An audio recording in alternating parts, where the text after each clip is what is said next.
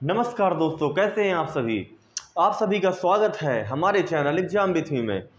हम लोग मैथ का पर डे एक प्रैक्टिस सेट करते हैं जो सारे स्टेट एग्जाम, सारे एसएससी के एग्जाम से रिलेटेड होता है।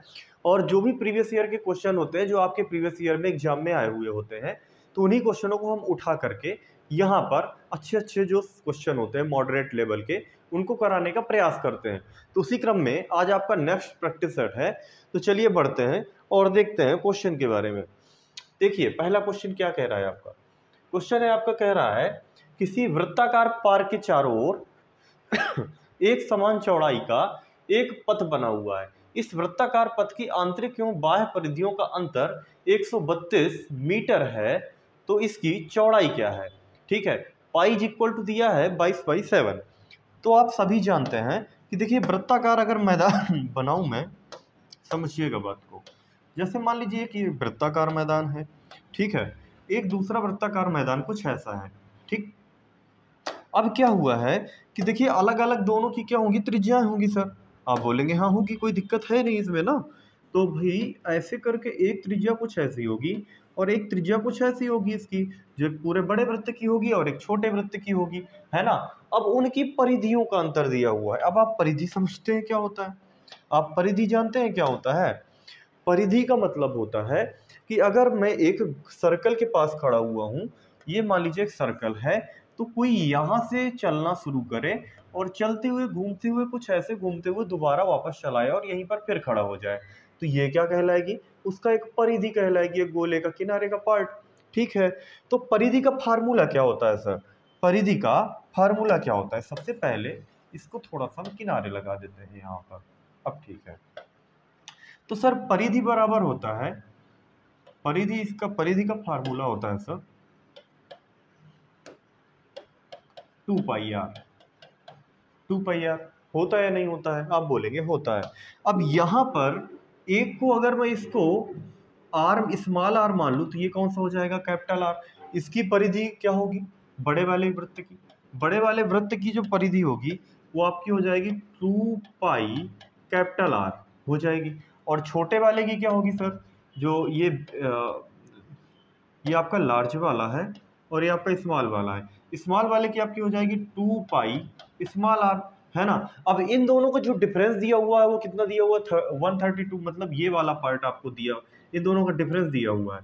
इन दोनों का डिफरेंस क्या निकलेगा, 2π capital R minus 2π small are is equal to 132, कुछ ऐसा दिया हुआ है। 2π यहाँ से कॉमन ले लिया सर मैंने, बचा capital R minus small are is equal to 132, है ना। और पूछा भी तो है इसकी चौड़ाई, इसकी चौड़ाई क्या होगी, कैपिटल आर और स्मॉल आर का डिफरेंस ही तो होगी इसकी चौड़ाई, होगी या नहीं होगी, कैपिटल आर और स्मॉल आर का डिफरेंस ही होगी ना।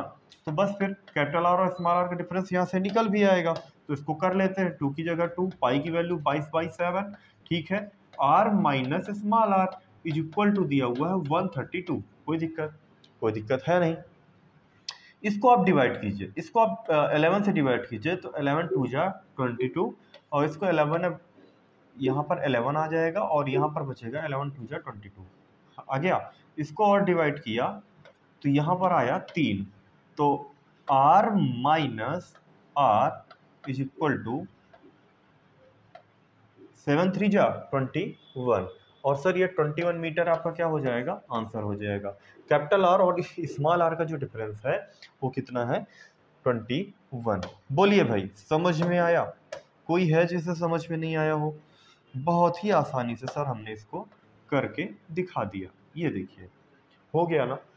कोई दिक्कत आपको, किसी प्रकार की आपको कोई समस्या, सारी बात समझ में आ गई होगी। ठीक है, तो क्या मैं आगे बढ़ सकता हूँ जी। देखिए आपका नेक्स्ट क्वेश्चन ये रहा आपकी स्क्रीन के सामने। देखिए यदि ए बी सी की भुजाओं ए बी व ए सी को आगे बढ़ाकर क्रमशः पी व क्यू तक बढ़ाया जाए, तो एंगल पी बी सी व एंगल क्यू सी बी के अर्धक खींचे जाएं, तो एक दूसरे को ओ पर काटते हैं। Angle A is equal to 110, तो एंगल बी ओ सी का मान क्या होगा। तो देखिए जैसा, देखो जब इस तरह के क्वेश्चन आए ना तो परेशान मत होना पहली चीज से। जैसा जैसा कहता जाए वैसा वैसा करते जाना, ठीक, और फिर आता चला जाएगा। अब जैसा क्वेश्चन कह रहा है बस वैसा ही करना है हमको। क्वेश्चन ने कहा है सर कि एक हमने एक त्रिभुज खींचा जिसका नाम होगा ABC सर, ठीक है। तो एक हो गया ABC। अब उसमें एक मान लेते हैं ये है पार्ट A, ये है आपका AB व AC, ठीक। इसको मान लीजिए आप यहां पर कर लीजिए A, ये हो जाएगा B, ये हो जाएगा C, ठीक। अब आगे क्या कहा है उसने, आगे जो उसने कहा है वो कह रहा है कि सर AB और AC को आगे बढ़ाइए, मतलब AB इसको थोड़ा सा और आगे बढ़ा दीजिए, यहाँ ले आइए, और AC को भी इसी प्रकार से थोड़ा सा आगे बढ़ा दीजिए, ले आए ना, कोई दिक्कत? आप बोलेंगे सर कोई दिक्कत नहीं है इसमें, ठीक है। AB और AC को जब आगे बढ़ाया और इसको कहां तक ले आए, इसका नाम रखा सर P, इसका नाम रखा सर Q। अब एंगल PBC, कौन सा? PBC, ये वाला एंगल, ठीक। और एंगल QCB, इसका क्या खींचना है, इसके अर्धक खींचे जाएं। अब इसके अर्धक खींच दीजिए सर, अर्धक मतलब इसको एंगल को आधा आधा डिवाइड करने वाला पार्ट। ओहो, ये खींच दिया सर हमने इसका अर्धक। तो जो जहां पर ये मिल रहे हैं उसको बोल रहा है सर ये O, और इस एंगल का बात कर रहा है। तो angle A is equal to 110, मतलब 110 कौन सा है, एंगल आपका A, ये क्लियर है। 110 क्या है आपका, एंगल A। तो आपसे पूछा है BOC का मान, BOC इस एंगल की बात करिए। तो जब भी कभी इस प्रकार की आपको आकृति मिले ना सर, और आपको एंगल निकालना हो, तो उसके लिए आपको क्या करना है, इस बात का आप ध्यान से समझिएगा। आपको सर क्या करना है कि देखो, कभी भी इस प्रकार का एंगल निकालना हो आपको, एंगल O, तो इसका एंगल BOC का फार्मूला डायरेक्ट याद रखिए, 180 minus angle A, angle A समझ गए ना, एंगल A डिवाइडेड बाई 2, बस ये इसका क्या होता है फार्मूला, और इससे क्या करेंगे आप आसानी से सर निकाल लेंगे। तो एंगल BOC जब आपको मैं ज्योमेट्री पढ़ाऊंगा तो अच्छे से समझा दूंगा। ये 180 माइनस 110 डिवाइडेड बाई 2, तो कितना निकलता सर 70 बाई 2, तो यहाँ से कितना निकला 35 डिग्री। तो ये एंगल कितना निकल के आएगा सर 35 डिग्री, और यही आपका क्या हो जाएगा आंसर। बोलो समझ में आया नहीं समझ में आया? ये बहुत ही फेवरेट क्वेश्चन है, ससिका अधिकतर पूछती है, तो इस तरह के क्वेश्चन हमको आने चाहिए, और ये आते हैं ना तो एग्जाम बहुत आसानी से हो जाता है। देखेंगे नेक्स्ट, लगाइए सर इसको। ABC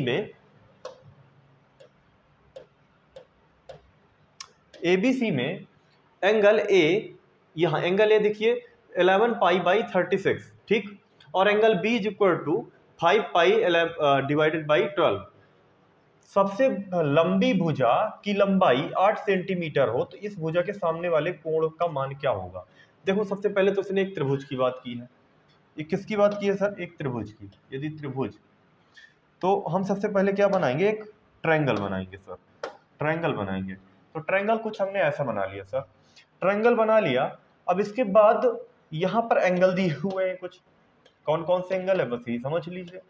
तो एक एंगल दिया हुआ है, angle A is equal to 11 pi by 36। अब 11 पाई बाई 36 को डायरेक्ट एंगल में चेंज करना है, तो 11 पाई की वैल्यू कितनी होती है 180 बाई 36, इसको डिवाइड करेंगे तो ये 5 टाइम जाएगा, और 11 5 जा कितना हो जाएगा 55। तो एंगल A की वैल्यू कितनी आ गई 55 डिग्री या 55 डिग्री, ठीक है। इसी प्रकार से एंगल B का मान देखिए, एंगल B का वैल्यू दिया हुआ 5 पाई बाई 12। एंगल B कहां से निकलेगा, 5 पाई की वैल्यू होता है 180 बाई 12, इसको डिवाइड किया तो ये जाएगा 15 टाइम्स, 15 5 जा 75। एंगल B की वैल्यू कितनी आ गई सर 75 डिग्री, कोई दिक्कत? अब आप जानते हैं कि त्रिभुज के तीनों अंत कोणों का जो सम होता है, एंगल का जो सम होता है वो कितना होता है 180 होता है सर, 180 होता है। 180 में से कितना निकल गया, आप बोलेंगे 75 प्लस 55, 550 हासिल लगा एक, यहां से हो जाएगा 5 5 12 1 13, ठीक है ना, कोई गलत तो नहीं है? हाँ ठीक है। तो यहां से 130 आ गया, तो हम 130 क्या कर दें सर, इसमें 130 इसमें क्या कर दें सर माइनस कर दें, तो 130 क्या कर दी माइनस, तो यहाँ से कितना निकला 50 डिग्री। ये कौन सा एंगल है, एंगल सी। तो एंगल सी की वैल्यू कितनी आ गई सर, 50 डिग्री आ गई। कोई दिक्कत नहीं, तीनों एंगल हमने निकाल लिया बिल्कुल आसानी से, जैसे जैसे उसने कहा था। तो कह रहा है आगे, इसकी सबसे लंबी भुजा की लंबाई कितना है, 8 सेंटीमीटर। अब एक प्रॉपर्टी आप जानते होंगे कि किसी त्रिभुज के बड़े वाले कोण के सामने वाली भुजा सबसे बड़ी होती है, क्लियर हो। तो बड़ा वाला एंगल इनमें से कौन सा है, 75 ही तो है सबसे बड़ा, यही तो सबसे बड़ा है सर, दिख रहा है कि नहीं दिख रहा है, यही क्या है सबसे बड़ा। तो इसके सामने वाली भुजा क्या होगी, 8 सेंटीमीटर, क्लियर हो। तो कह रहा है तो इस भुजा के सामने वाला कोण क्या होगा, तो सीधी बात है भाई, जब सबसे बड़ी भुजा 8 सेंटीमीटर है तो सबसे बड़ा कोण यही होगा 75। तो इसका 75 क्या होता है, एंगल बी। तो बी एंगल क्या हो जाएगा आपका सर, आंसर हो जाएगा। बात समझे, किसी को दिक्कत है इस क्वेश्चन में। क्वेश्चन ने क्या किया है, बस हल्का सा घुमाया है। घुमाया किस प्रकार से कि आपको डायरेक्ट एंगल ना दे करके उसने पाई के रूप में एंगल दे दिया है, और पाई की वैल्यू पुट करके हम उससे एंगल निकाल लेंगे। एंगल निकाल लेंगे, जब दोनों एंगल निकल आएंगे तो हम जानते हैं कि तो जो त्रिभुज के तीनों कोणों का योग होता है वो 180 अंश होता है। कितना होता है, 180 डिग्री होता है, सम होता है तीनों एंगलों का। अब उनको 180 डिग्री में से दोनों एंगल माइनस करके चेक कर लेंगे तो तीसरा एंगल 50 डिग्री वाला निकल आएगा। अब हम एक प्रॉपर्टी जानते हैं कि जो बड़े वाले एंगल की जो सामने वाली साइड होती है वो सबसे बड़ी होती है। तो सबसे बड़ी साइड कौन सी है, 8 इसमें दी हुई है। तो 8 जो सबसे बड़ी साइड है तो सबसे बड़ा एंगल भी वही होगा। तो 75 सबसे बड़ा एंगल है, तो एंगल कौन सा, एंगल बी। आसानी से आपने कर लिया। बोलो समझे या नहीं समझे, समझ में आया ना, कुछ है नहीं भाई इनमें, बस दिखावा है आपको, दिखावा करो भाई, लगा के दिखाओ महारथियों।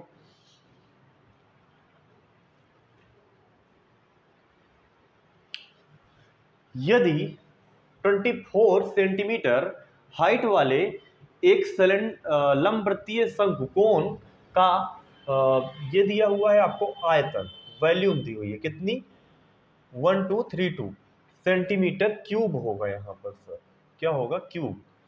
तो उसका वक्र पृष्ठीय क्षेत्रफल ये होंगे स्क्वायर में, इसमें होंगे सर स्क्वायर में, निकालना है हमको। तो सबसे पहले तो एक क्यूब बना लेना चाहिए सॉरी कोन बना लेना चाहिए हम लोग को। क्या बना लेना चाहिए सर, कोन बना लेना चाहिए, थोड़ा समझिएगा।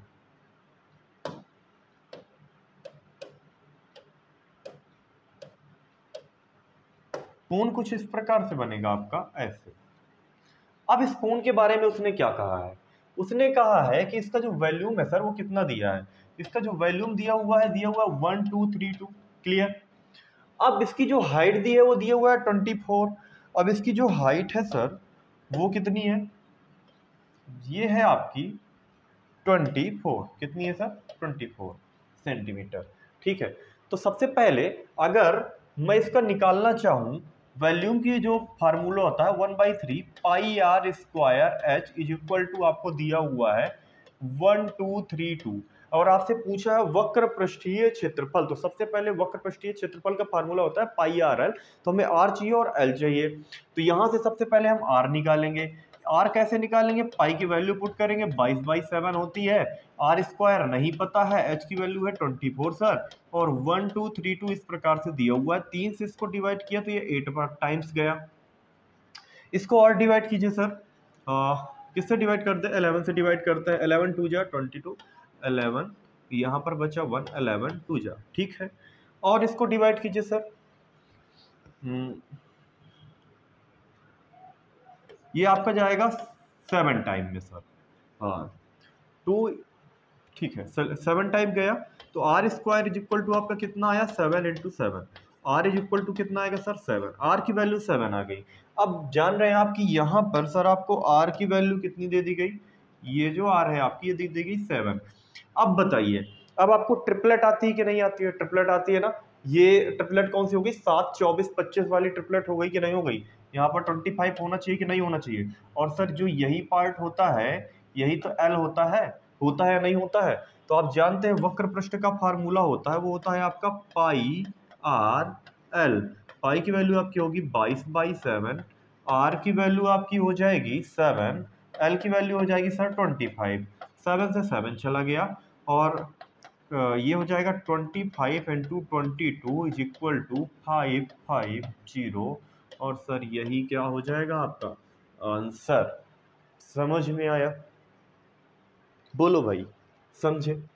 3D तो मैंने बहुत अच्छे से आपको पढ़ा दिया है ना, पूरे 6 वीडियो पड़े हुए, एक एक पार्ट मैंने बताया 3D का। अगर आप देखना चाहें तो आप डिस्क्रिप्शन में देख लीजिएगा, लिंक मैं डाल दूंगा उसकी, उसकी पूरी प्लेलिस्ट पड़ी हुई है, ठीक है? तो उसको आप देख लीजिए एक बार। 3D से कोई भी क्वेश्चन नहीं फंसेगा, और इस तरह के क्वेश्चन तो कभी नहीं फंसेंगे, क्योंकि मैंने सारे क्वेश्चन कराई दिए हैं 3D के उसमें। 6 वीडियो हैं, ज़्यादा नहीं होंगे, 35-35, 40-40 मिनट के होंगे। आप आराम से एक दिन में ही पूरा देख लेंगे, 3 घंटे में आपका खत्म हो जाएगा 3D, और एक एक कॉन्सेप्ट आपका क्लियर हो जाएगा उससे, समझ रहे हो ना? तो देख लेना, ठीक है? नेक्स्ट, एक किसी आयताकार मैदान को उसके विकर्ण के अनुदिश 52 मीटर पर मिनट की चाल से चलकर 15 सेकंड में पार करता है, तथा बी इस खेत को उसकी भुजाओं के अनुदिश 48 मीटर पर मिनट की चाल से चलकर उतने ही समय में पार करता है। इस खेत का क्षेत्रफल बताइए। ठीक है भाई, तो कोई दिक्कत है नहीं। तो खेत कैसा है सबसे पहले आप ये डिसाइड कीजिए। तो खेत आपको बताया गया सर कि वो है आयताकार। कैसा है? कुछ इस प्रकार से आयताकार दिया हुआ है, यहां तक क्लियर। अब आप बोलेंगे ठीक है सर, ये इसमें कोई दिक्कत नहीं है हमको। अब जब आयताकार खेत की बात की गई है तो सर उसमें कुछ आपको एक विकर्ण की बात कही गई है, और वो विकर्ण बोला गया है कि विकर्ण के अनुदेश एक प्राणी है जिसका नाम है ए। कौन? ए सर। ये जो ए है ये कुछ इस प्रकार से जाता है इधर की ओर, विकर्ण के अनुदिश ऐसे, और इसकी स्पीड है 52 मीटर पर मिनट। ऐसा ही है ना? हाँ, 52 मीटर पर मिनट। अब एक प्राणी है सर बी। बी कुछ इस प्रकार से जाता है कि किसी एक भुजा के अनुदिश जाता है, और बिल्कुल सेम इसी टाइम पे वो किस स्पीड से जाता है? 48 मीटर पर मिनट की स्पीड से। ठीक है, तो क्या इससे आप डिस्टेंस नहीं निकाल सकते हैं? आप डिस्टेंस कैसे निकालेंगे इसकी? भाई उसने चाल कितनी दी है? 52 मीटर पर मिनट 15 सेकंड में। टाइम आपको कितना मिला सर? सबसे पहले आपको स्पीड मिली है 52 मीटर पर मिनट की, टाइम आपको मिला 15 सेकंड की। अब ये सेकंड में है, इसको मिनट में कन्वर्ट करने के लिए 60 से मल्टीप्लाई डिवाइड करना पड़ेगा। इसी प्रकार से ये जो ए का पार्ट हो गया। अब बी की बात करते हैं। बी क्या करता है? 48 मीटर पर मिनट, वही 15 सेकंड में 60 से हमें क्या करना पड़ेगा? डिवाइड करना पड़ेगा। जब हमने इसको डिवाइड किया तो देखा ये गया 4 बार में, ये भी गया 4 बार में। 4 से इसको डिवाइड किया तो 13 टाइम गया, इसको 4 से डिवाइड किया तो 12 टाइम गया। ठीक है, तो यहां तक क्लियर हो गया कि ये कितनी आ गई? 13 मीटर। और ये सर कितनी आ गई? ये आपकी आ गई यहां से यहां तक की पूरी लंबाई कितनी आ गई? 12 मीटर। क्लियर? ये देखो, यहां से आपका 13 निकल के आया और यहां से आपका कुछ इस प्रकार से 12 निकल के आया। क्लियर? और ये क्या निकला? 13। अब देखो 13 मीटर इसकी क्या हो गया? विकर्ण। लंबाई कितनी हो गई? 12 मीटर। अब एक बात बताओ, सोचो सोचो सोचो, क्या ये 90 डिग्री एंगल नहीं बनाता है? बनाता है। जब ये 90 डिग्री एंगल बनाता है तो ये समकोण त्रिभुज बन गया। अब कर्ण, लंब, आधार मतलब ट्रिपलेट आ गई। आ गई कि नहीं आ गई? ट्रिपलेट आई ना। अब देखो 5, 12, 13, तुमने एक ट्रिपलेट पढ़ा है कि नहीं पढ़ा है? 5, 12, 13 पढ़ा है कि नहीं पढ़ा है? बोलो भाई। ये 13 है, ये 12 है, तो ये कितनी होगी? 5 होगी या नहीं होगी? आप बोलोगे सर होगी। 5 ये हो गई, 12 ये हो गई। लंबाई भी सर मिल गई आपको, चौड़ाई भी मिल गई। लंबाई और चौड़ाई का गुणनफल क्या होता है आपका? वही तो आपका एरिया होता है सर। होता है कि नहीं होता है? बोलो, किसी को दिक्कत? किसी को दिक्कत सर? किसी को दिक्कत नहीं है। और यही क्या हो जाएगा आपका? Metre square. तो 60 मीटर स्क्वायर। क्लियर? आया? देखो भाई, इसने क्या किया है, क्वेश्चन में कुछ दम नहीं है, कॉम्बिनेशन दिया है। किसका? एक तो 2D प्लस आपको दिया है चाल, समय, दूरी वाला। समझ रहे हो ना? टाइम, स्पीड, डिस्टेंस से आपको ये दे दिया गया है, और 2D से आपको ये दे दिया गया है, और आसानी से दोनों को मर्ज कर दिया है। एग्जामिनर भी गेम कर रहा है, अगर वो गेम कर रहा है तो हम उससे बड़े गेम ये है। समझ रहे हो ना? चलो भाई, नेक्स्ट देखो, लगा दो जरा इसको। लगाइए भाई, लगाइए लगाइए, मैं पानी पी लूँ तब तक। लगाइए।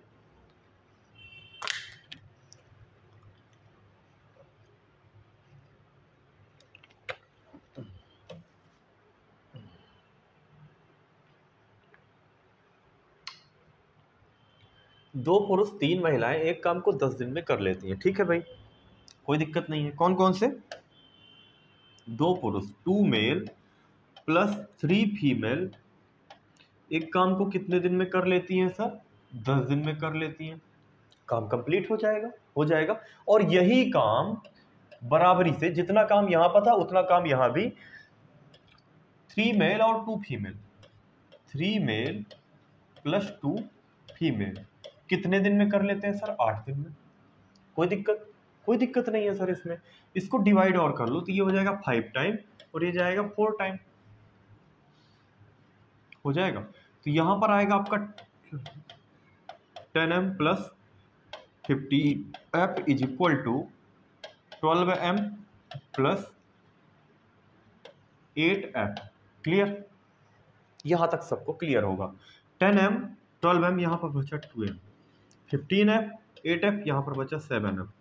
मतलब अगर आपकी बात की जाए f ratio m is equal to आपका हो जाएगा 2:7। ये निकालने में किसी को दिक्कत थी भाई? क्या किया मैंने, एक बार मैं आपको इसको फिर से समझा देता हूँ, थोड़ा समझिएगा। मैंने क्या किया, देखो ये बराबर में आ गया f, ये m बटे में आ जाएगा, यहाँ पर 2 रहेगा, यहाँ पर 7 रहेगा, तो f ratio m is equal to कितना हो जाएगा? 2:7। ऐसे किया मैंने, बात समझ गए? यहाँ तक क्लियर? मतलब अब जो फीमेल या फिर महिला की जो क्षमता है वो 2 की है और पुरुष की जो क्षमता है वो 7 की है।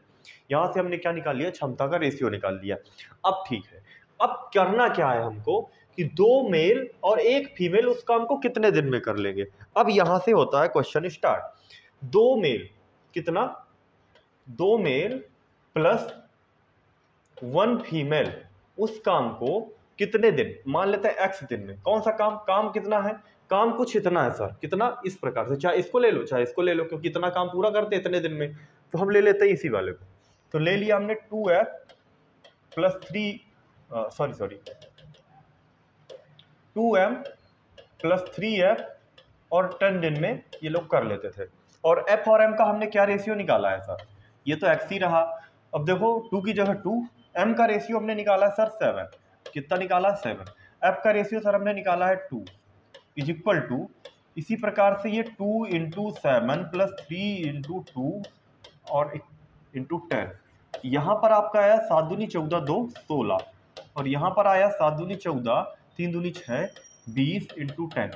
कहने का मतलब 16x बराबर आपका कितना आया? 200। तो x बराबर आपका आ जाएगा सर 200/16।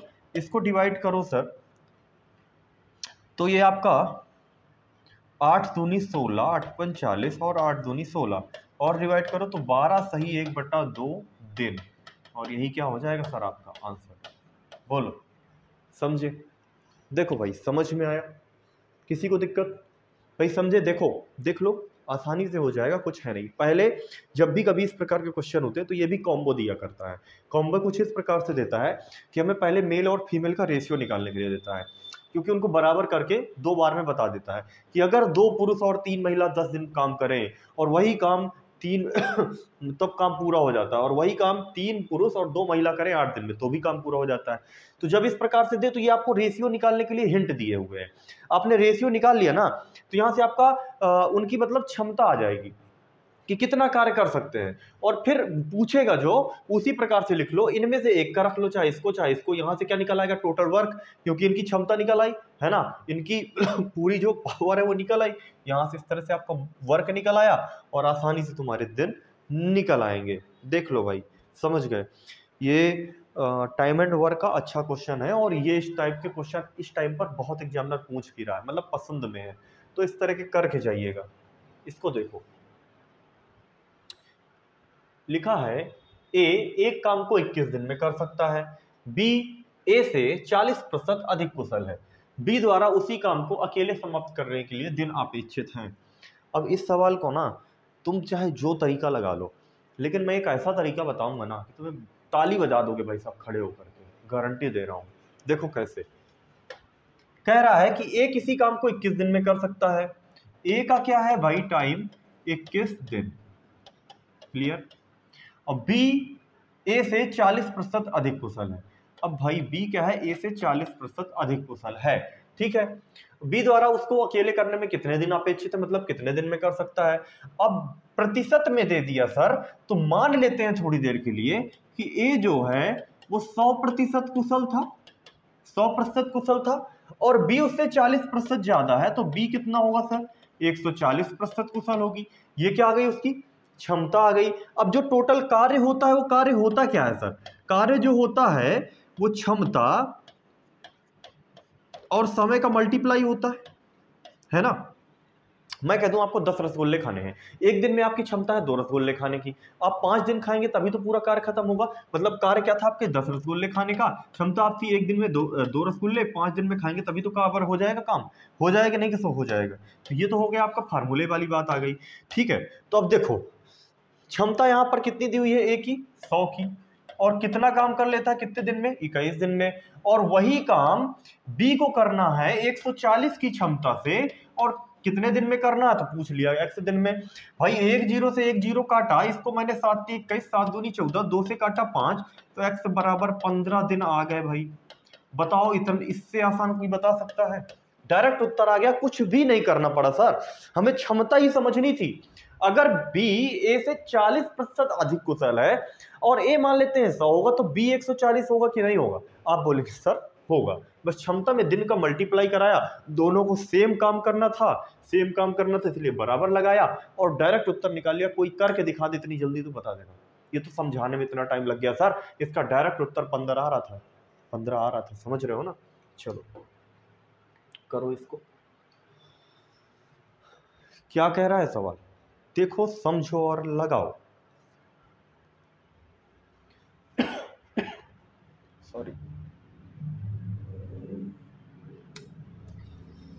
कह रहा है एक दुकानदार में ने होगा यहां पर, कमीजें प्रायः क्रय मूल्य से 40% अधिक मूल्य पर बेची जाती है। अच्छा, मतलब अगर वो 100 रुपए की कोई कमीज खरीदता है तो वो 140 में बेचता है, कोई दिक्कत नहीं है। एक सेल के दौरान सामान्य विक्रय मूल्य पर 10% की छूट दे देता है। अभी 40 मतलब 140 में बेच रहा था, इस पर उसने 10% की छूट दे दी सर, तो 100 से अब कितने की बेचेगा, 126 की। ये सर आप अचानक से कैसे कर देते हैं, तो ये सीख लो। भाई 140 में वो बेच रहा था, अब 10% की छूट कर रहा है, मतलब 90/100 में बेच रहा है। 2 जीरो से 2 जीरो डिवाइड किया, 14 नहीं 126 होता है, 126 होता है। यहाँ तक क्लियर, मतलब अब 100 की चीज कितने में बेच रहा है, 126 में। यहाँ तक क्लियर कि नहीं क्लियर भाई, बात समझे कि नहीं समझे। भाई 100 का सामान छूट देने के बाद 10% की क्या कर दी उसने सर, छूट कर दी, तो कितने में बेच रहा है सर, 126 में बेच रहा है। यहाँ तक क्लियर होगा। आगे पढ़ते हैं, यदि वह 13,608 रुपए में 72 कमीजें बेच लेता है तो उसकी प्रति कमीज लागत मूल्य क्या है, मतलब सीपी आपसे पूछा गया है। ठीक है, अब देखो उसने टोटल कितना रुपया कमाया। भाई उसने क्या किया कि उसने 13,608 रुपए में कमीजें कितनी बेची, 72। तो क्या एक कमीज का मूल्य नहीं आ सकता इसका डिवाइड करके, बोलेंगे सर एक कमीज का बेचने का मूल्य पता चल सकता है हमको, डिवाइड करिए सर। तो इसको सबसे पहले हमने 9 से डिवाइड किया, तो 9 से डिवाइड करेंगे तो कितना आएगा, 9 एकन्नम 9, यहाँ पर बचा सर आपका 4, 9 पना 45, बचा 1, 9 एकन्नम 9, और बचा आपका 9 दूनी 18। अब ये इसको जब हमने 9 से डिवाइड किया था, माफ कीजिएगा थोड़ा सा ये मैं गलत लिख गया था, इसको 9 से डिवाइड किया था तो ये 8 टाइम गया था। अब इसको 8 से डिवाइड कीजिए, तो 8 एकन्नम 8, बचा 7, 8 8 64, हाँ 8 64 और 8 9 72। ठीक है, तो भाई एक कमीज का मूल्य कितना आ गया, एक कमीज का मूल्य आया सर 189 रुपए। क्लियर हो, मतलब वो एक कमीज कितने में बेच रहा है, 189 रुपए में बेच रहा है। अब यहां पर प्रतिशत में बात करें तो ये 126 का मूल्य का रुपए का दिया हुआ है, 126 की वैल्यू है, दिया हुआ है 189 रुपए, क्योंकि भाई साहब 26% का प्रॉफिट भी तो जुड़ा हुआ है इसमें 189 में। 189 में जब वो बेचेगा तो कुछ ना कुछ लाभ भी तो जुड़ा होगा, और लाभ वो कितना है, 26 रुपए का है कि नहीं है। तो कहने का मतलब 126 है दिया हुआ टोटल, और हमें चाहिए कितने का, जो उसका सीपी था क्या, 100 रुपए। तो सर 100 की वैल्यू क्या हो जाएगी, 189 डिवाइडेड बाई 126 इंटू 100 हो जाएगा। इसको सबसे पहले हाँ 3 से डिवाइड कर लो, 3 18, हाँ ये सीधा 63 से जा रहा है, 63 दूना 126 होता है, 63 तियां 189 होता है, 2 से काटा 50 और 50 गुणे 3 कितना आ गया सर 150 रुपये। उसका क्या आ जाएगा CP, 150 रुपये क्या हो जाए 150 क्या हो जाएगा उसका CP, और यही क्या होगा उसका आंसर। समझ में आया? बोलो भाई समझे? बहुत ही आसानी से किया है हमने इसको। टाइम नहीं लगा है एक भी।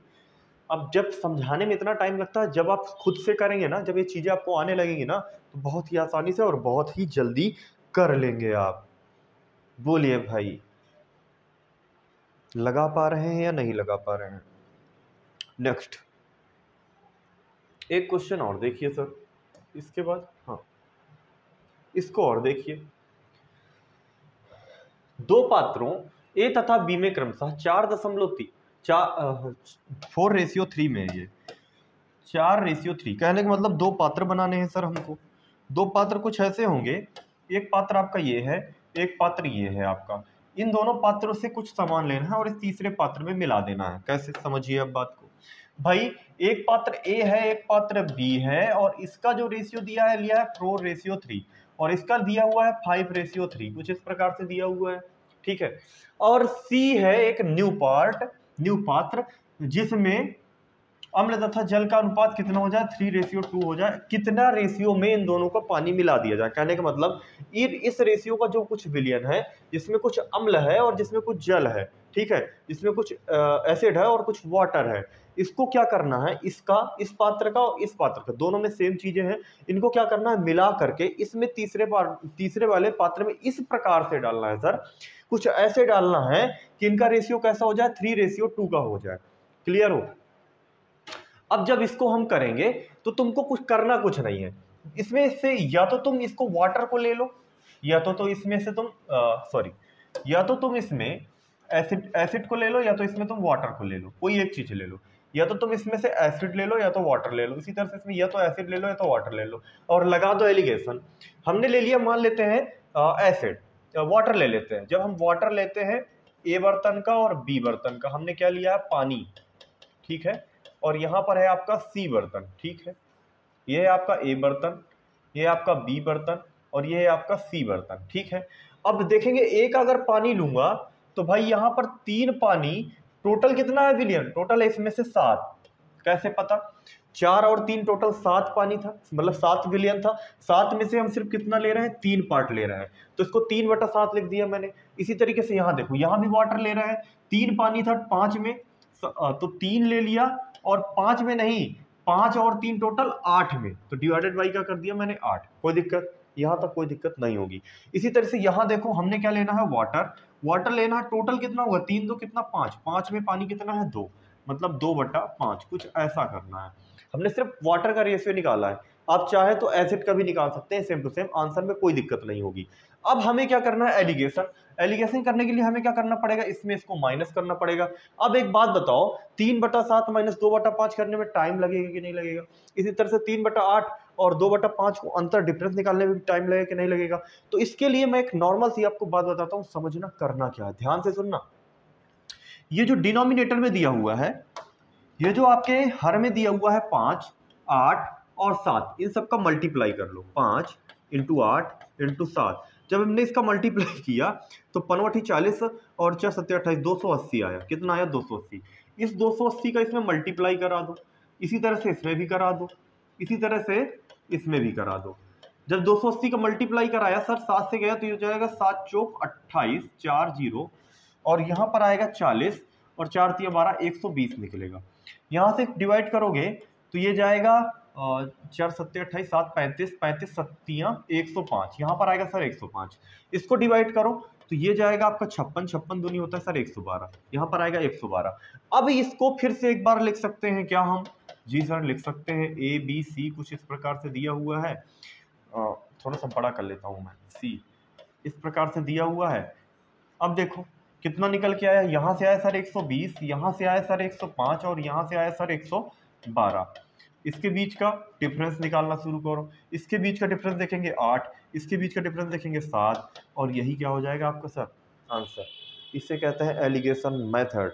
एलिगेशन मेथड क्या करना है, दो पात्र थे, थोड़ा जल था, थोड़ा उसमें एसिड था, थोड़ा वाटर था, थोड़ा एसिड था, दोनों में उसको किस रेशियो में मिलाया जाए एक तीसरे पात्र में, जिससे इनका रेशियो किस रेशियो में हो जाए, 3:2 में हो जाए।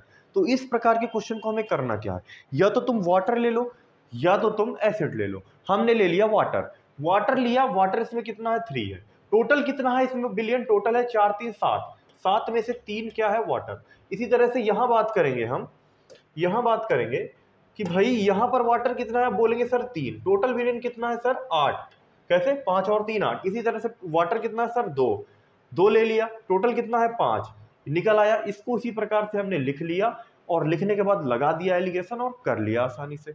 बोलो भाई कोई है जिसको नहीं समझ में आया है, बोलो भाई समझ में आया ना। नेक्स्ट बढ़े, नेक्स्ट क्वेश्चन इसको देखिए। अब देखेंगे इसको टिक लगा हुआ है इसमें 6400, मुझे पता नहीं है कि ये सही है या गलत है, लगा के दिखाओ, गलत भी हो सकता है, टिक के भरोसे मत पड़ना। लगाओ भाई, किसी राशि पर 5% वार्षिक ब्याज की दर से 2 वर्ष के लिए साधारण ब्याज और चक्रवृद्धि ब्याज का अंतर 160 रुपए है, तो राशि क्या होगी। भाई हम डायरेक्ट जान रहे हैं कि 5% इज इक्वल टू दिया है 160, तो 10% इज इक्वल टू कितना हो जाएगा, आप बोलेंगे 132, तो 100% इज इक्वल टू कितना हो जाएगा, आप बोलेंगे 3200। कोई दिक्कत, इसमें कोई दिक्कत नहीं, बिल्कुल आसानी से कर दिया सर मैंने। 5 है, 160 है, 5 का 2 गुना 10 होता है, 160 दूनी 320 हो जाएगा। अब देखो 10 है तो 100 एक जीरो और बढ़ा दो तो 3200 हो जाएगा, ठीक है। अब ये 1 साल के लिए आ गई दर, जब 1 साल की आ गई तो दूसरे साल की निकालेंगे, मतलब 5% की वैल्यू फिर आपको कितनी दे दी गई सर 3200, तो 10% की वैल्यू कितनी हो जाएगी सर 6400, तो 100% की वैल्यू कितनी हो जाएगी सर 64,000, और यही आपका क्या हो जाएगा सर आंसर। अब ये सर कैसे कर दिया मैंने इतनी आसानी से, इसको डायरेक्ट कर दिया, मतलब सही था ये, लेकिन किया तो किया कैसे, हम क्यों नहीं कर पाएंगे, हमें तो फार्मूला लगाना पड़ता है। तो एक बात सोचो, मैंने फिर से पूरा तुम्हें वो रिवीजन कराना पड़ेगा, मैं करा रहा हूं, देखना समझना, बहुत ध्यान से समझना। एक हम लेते हैं सिंपल इंटरेस्ट, एक हम लेते हैं कंपाउंड इंटरेस्ट। मान लेते हैं कि आपका प्रिंसिपल है वो है 100, जो आपका आर है वो है आपका 10%, और जो आपका टाइम है वो सर है आपका 2 ईयर्स। कोई दिक्कत, कोई दिक्कत नहीं है। अब भाई बताओ 100 रुपए में एक साल में 10% की दर से अगर रुपए लगेगा तो 10 रुपए, और ये कितना हो जाएगा 110 रुपए। फिर नेक्स्ट ईयर की बात करेंगे तो फिर 10% आर लगेगी, तो उस 10% किस पर लगेगी, इस प्रिंसिपल पर लगी है कितनी, फिर 10 रुपए, और ये कितना हो जाएगा 120 रुपए।